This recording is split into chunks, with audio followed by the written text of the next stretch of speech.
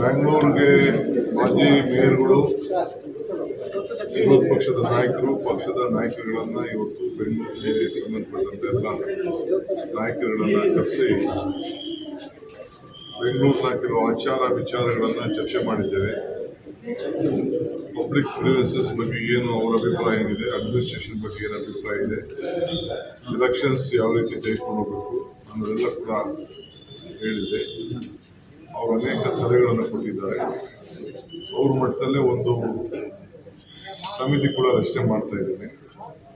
So ಒಂದು report ಕೊಡ್ತಾರೆ, ಅದ್ರ ಮೇಲೆ ನಾವು ರಿಯಾಕ್ಟ್ ಮಾಡ್ತೀವಿ. ಕೆಲವೆಲ್ಲ 94C ಖಾತೆಗಳು, ಎ ಖಾತೆ, ಬಿ ಖಾತೆ, ಟ್ಯಾಕ್ಸಿಂಗ್,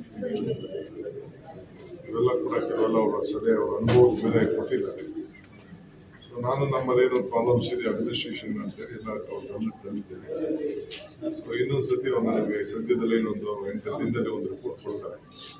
ಅದರ ಮೇಲೆ ನಾನು ಚೀಫ್ ಮಿನಿಸ್ಟರ್ ಮತ್ತು ನಮ್ಮ MLAs ಯಾರು ಮಂತ್ರಿಗಳೆಲ್ಲ ಇದ್ದಾರೆ, ಶಾಸಕರು, ಅವ್ರ ಕುರಿತು ಚರ್ಚೆ ಮಾಡಿ ನಮ್ಮ ಪ್ಲಾನ್ ಆಫ್ ಆಕ್ಷನ್ ಚುನಾವಣೆ ಆಗಬೇಕು ಅಂತ ಖಂಡಿತ ಮಾಡಲೇಬೇಕಾಗ್ತದೆ.